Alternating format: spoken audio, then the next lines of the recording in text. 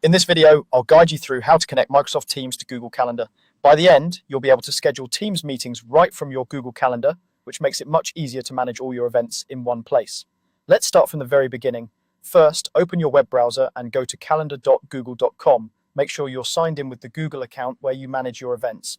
If you use multiple accounts, it's a good idea to double check the profile icon in the top right corner so you don't accidentally install the add-on on the wrong account.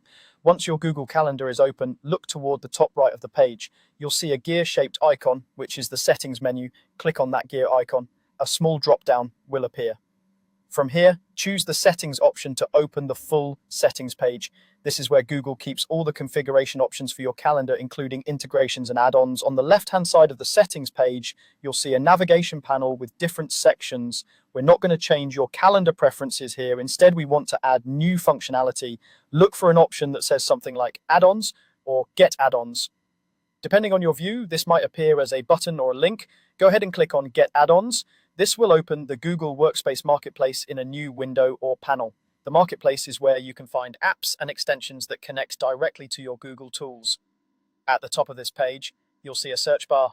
Click in the search field and type Microsoft Teams Meeting, then press Enter or click the search icon. You should now see a list of results related to Microsoft Teams. Look for the official Microsoft Teams Meeting add-on. It should clearly mention that it connects Microsoft Teams with Google Calendar.